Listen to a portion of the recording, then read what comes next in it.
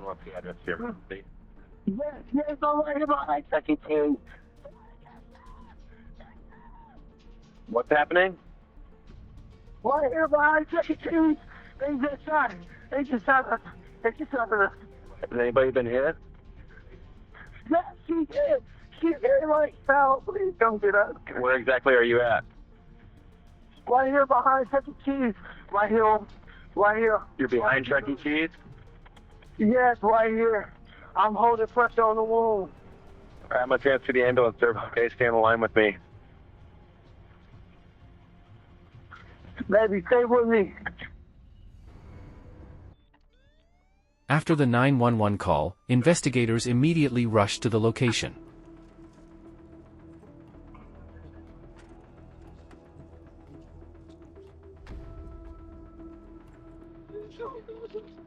Right.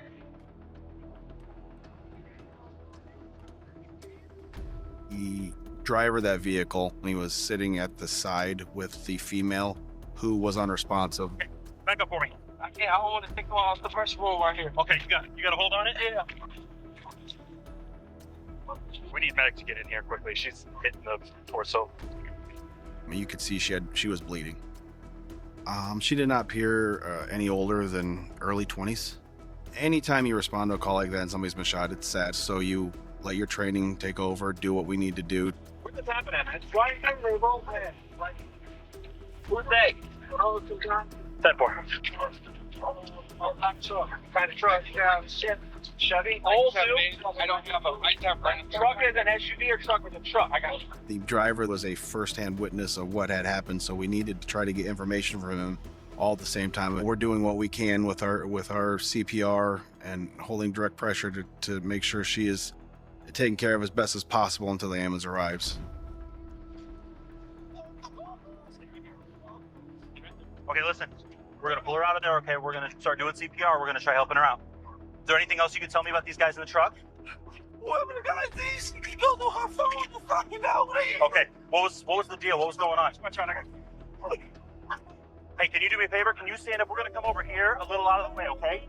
Because they're going to need to get the medics in here to help her. Hey, if you want to help her, you got to get up and come with me, okay? The driver was upset, understandably so. Obviously, he wanted to get her help. And so we were getting on the radio telling the fire and ambulance to expedite. We're trying to get her help as soon as we possibly can.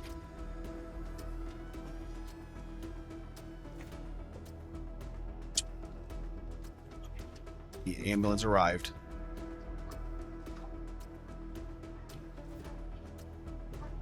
They loaded her on the ambulance and her care was then turned over to them, and she wasn't doing very well. Come on, come on. The gentleman she was with, we needed to get information from him to figure out who had done this so we knew who to look for or where they had went. Okay. Let me hold on to this for you, okay? Can you put that in the seat? What's your name, sir? My name Terrence. Terrence. Okay. She gonna be okay. Well, they're working on her. I'm not a doctor, man. I can't speak for her, okay? But she's got the medics here with her now. They're gonna get her to the hospital. One of them.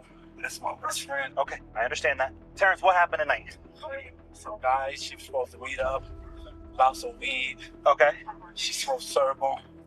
She was supposed to serve? Yeah. Okay. Do you know where her phone's at? She has it. It's in the car. Hey, he said her phone's sitting in the car. She was supposed to be serving up some weed. This is a robbery. Okay. The ambulance got her to the hospital as soon as they could. And then Terrence told officers that they were there to meet up with somebody to basically sell drugs, marijuana. Okay. So, how many people were shooting? I seen two guys in the car. Two guys in the car? Yeah. One shooter or two? I want the driver. Okay. Some of the people that were calling said they heard a couple of different volleys of shots. How many shots did you hear? I heard it was at least like, I want to say like 10. All at once? Like, it was like, no. Okay, it so was there a was handgun. It sounded like a 9mm. Sound like a 9mm, okay. What else can you tell me about these guys? What they look like? One. Like, I really can, like, really get a chance to see them, like, really, because, like, we was coming from our families, they ski, like, I skied off on them. And when we was coming this way, Uh-huh. they rolled right past me. So I stopped. I was gonna back up, and as I'm backing up, they came back this way and they started shooting at us because I was trying to get down and go. Terrence gave us information as to what the suspect vehicle was driving. We were looking for a mid-sized, dark-colored or black Chevy SUV. Okay. So they went past you this way, Yeah. turn around and come back and shot at you. We need to get an identity of the victim. So with Terrence being the point of contact, I was informed that it was Destiny or Clark. And she was 19 years of age.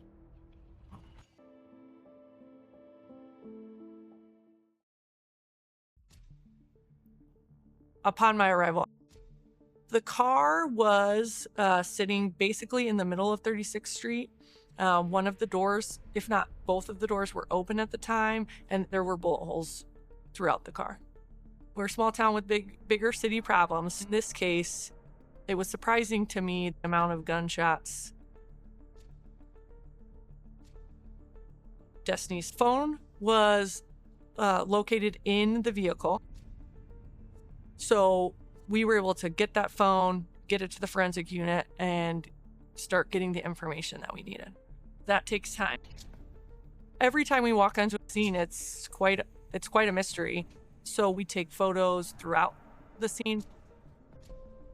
We collected all the casings and we processed that vehicle. There were obviously bullet holes throughout the car. There was a shattered window. Investigators canvassed the area and discovered nearby CCTV cameras. What they found in the footage revealed the truth.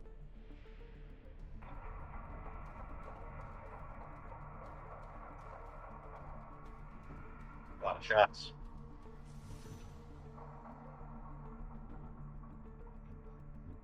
Man, I got like 16. Yeah, 16 or 17.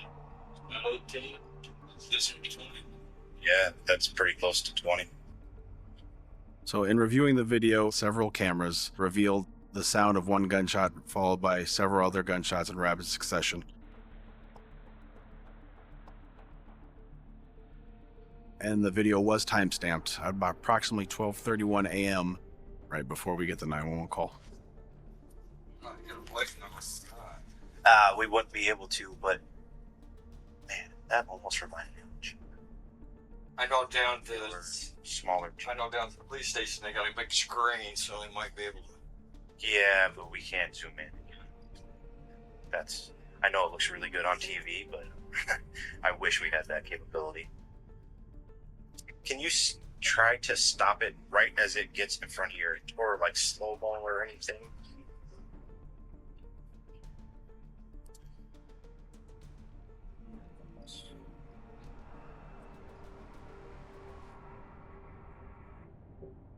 Yeah, it just, looks like it's just a smaller SUV. We unfortunately weren't able to determine the specific make and model of the vehicle. Oh, no, she's dead. The victim's dead. They called it. Once we see this vehicle on the video and we're back on scene, we were informed that Destiny succumbed to her injuries and it was a homicide.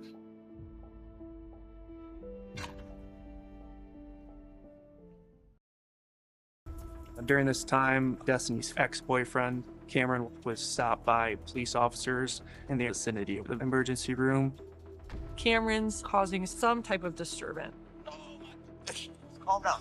Cameron was visibly upset and struggling with the situation. The emotions were what I call true emotions. But then again, we have to rule out and do our investigation properly.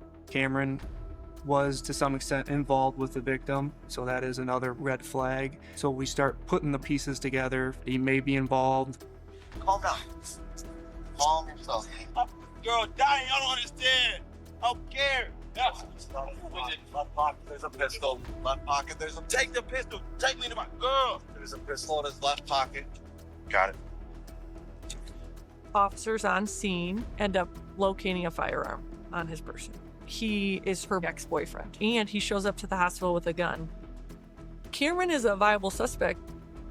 As a detective in this case, your immediate thought is, got him. One of my officers who was at the hospital encounters Cameron. Cameron identifies himself as Destiny Orr's ex-boyfriend.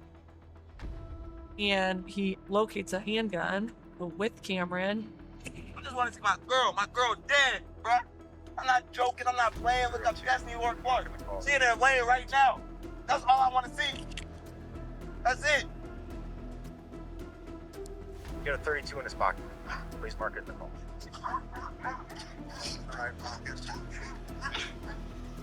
Bro, my girl dead. What do you want me to do? Let's go run from the police. At that point, we're able to bring him down to the station.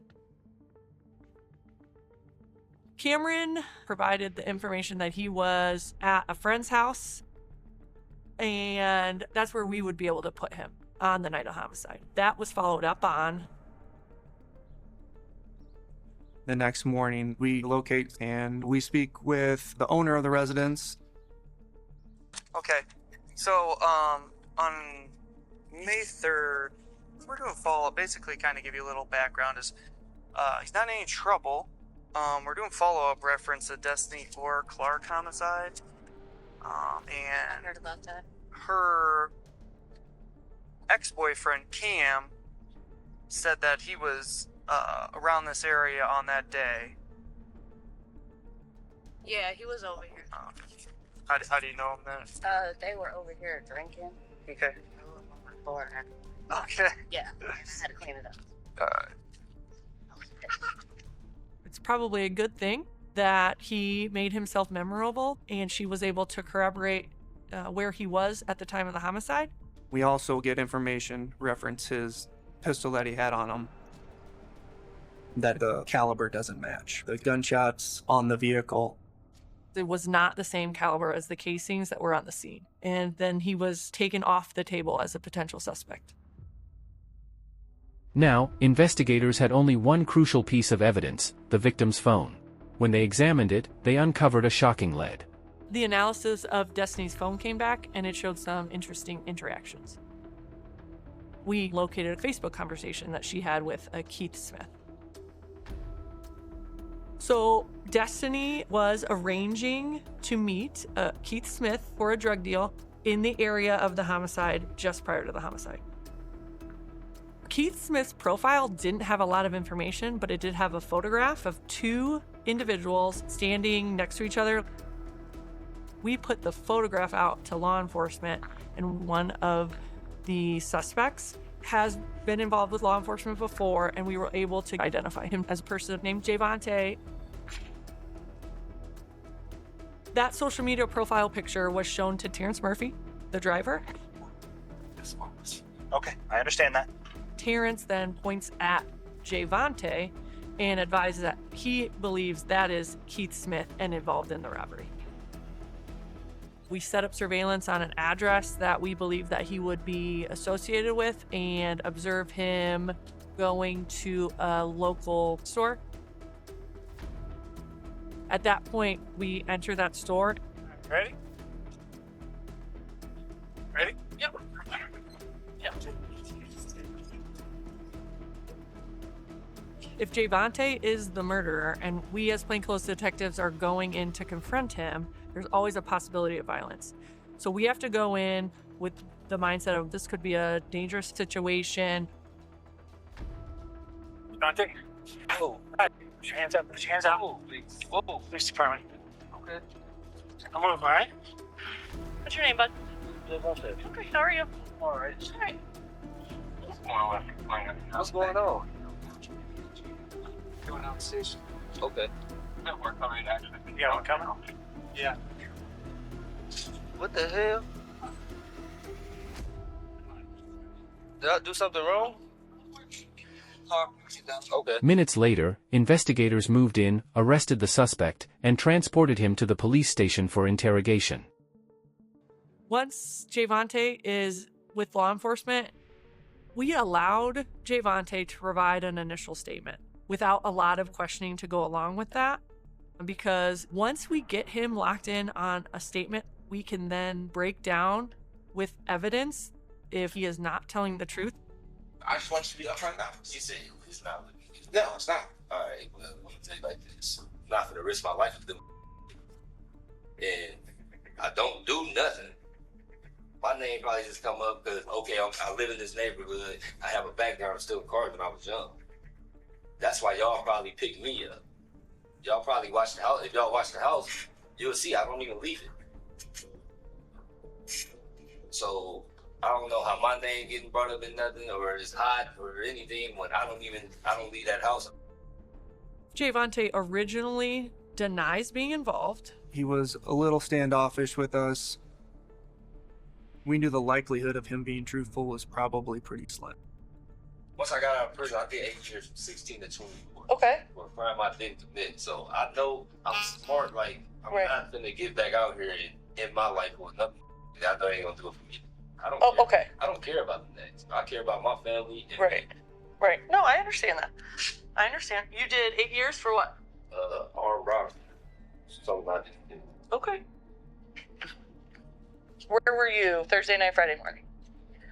Americana? Where at in Americana? I don't know the address, but I can tell you her name. Yeah. Antoinette. Okay. Her number in my phone, she just got a new one. I can get that to you too if you want. Okay. Antoinette. Vontae says he was with a female named Antoinette up in Americana Park. It's a neighborhood in North Davenport.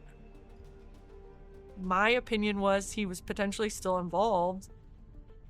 And in order for him to not be a suspect, he has to provide us information and the ability to corroborate his statement. Where you're saying that witnesses saw someone from a stolen car coming to see you. Or the young person was seen going into the house. So therefore, that leads me to believe that you were probably home. Okay, so who was it? Who was at your house? No, it's a couple people that's on the run. Who's that? It's not like we can find him right now. Lobely?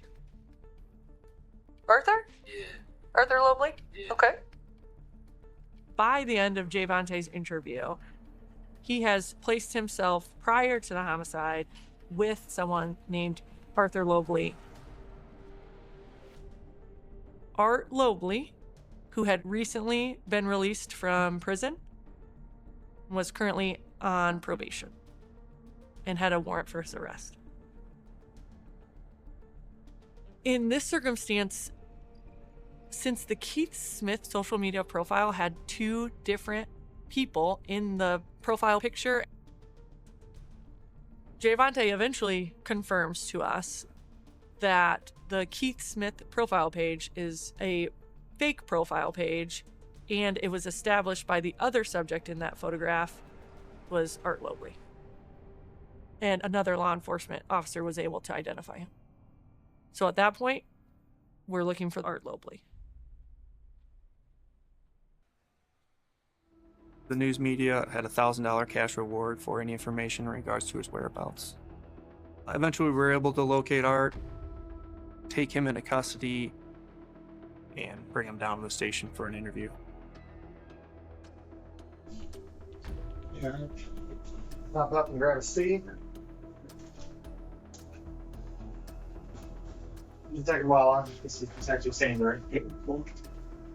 Sounds like you talked to Sergeant Ellerbach out on the scene, bald dude. He read you your Miranda warning, just still in effect. I would imagine you already know, but in our investigation, this Facebook profile has come into question. That's Vontae, that's you. This is your page. So what we want to do right now is, if you want to, we want to give you your opportunity to give us your story about what was going on with this Facebook profile on May 3rd and May 4th. You were talking to a girl named Destiny Orr.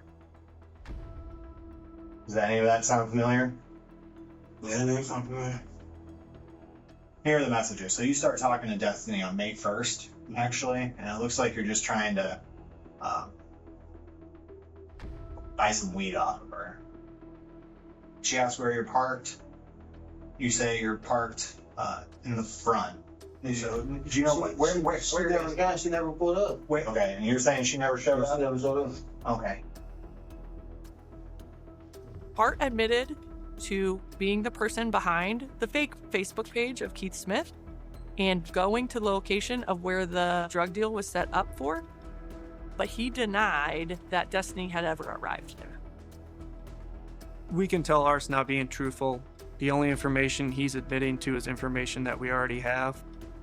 Did you shoot her? No. I had nothing to do with Was that. there anybody else in your car that shot her? No. Man, I don't want to talk about he trying to, I don't know what, I'm cool, man. I'm waiting my word. I don't want to talk about that. All right, we'll get you over to county as soon as we can.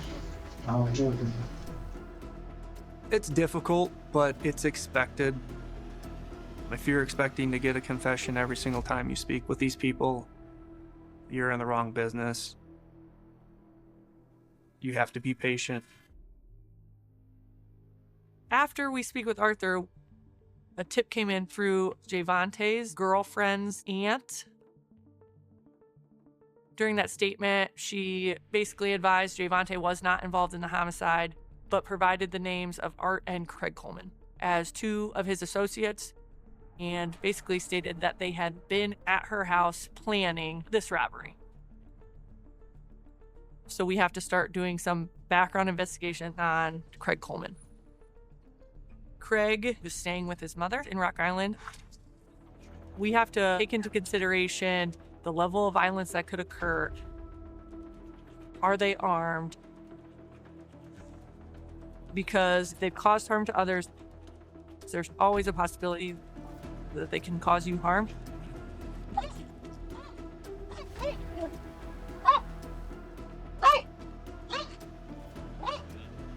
Craig Coleman is in custody.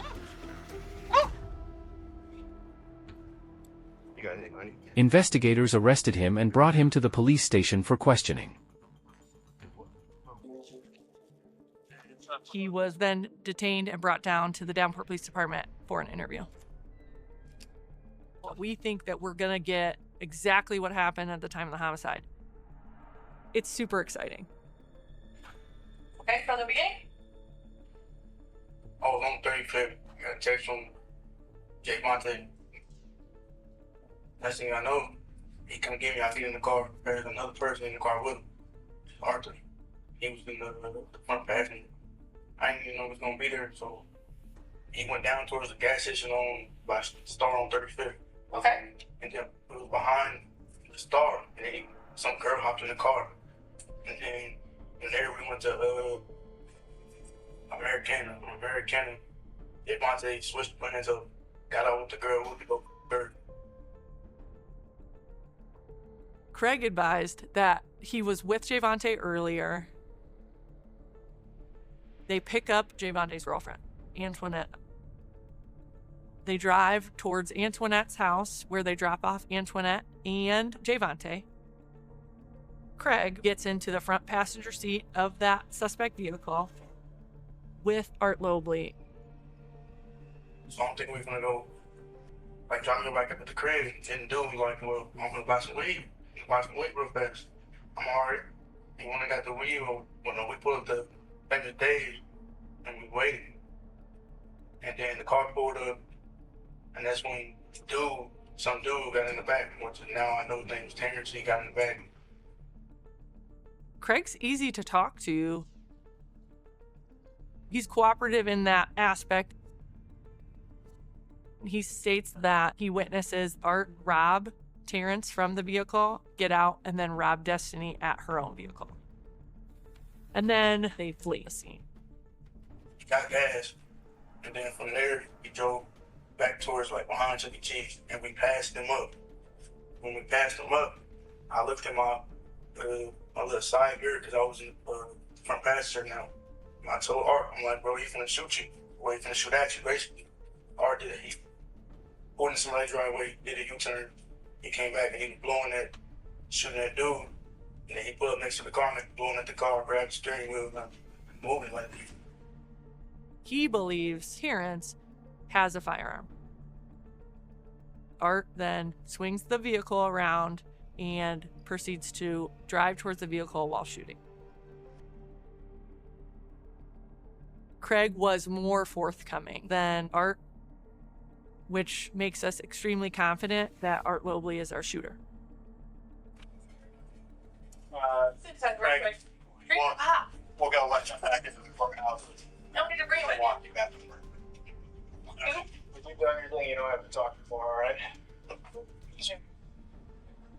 I would qualify this homicide as a targeted homicide that occurred for no reason outside of gun violence.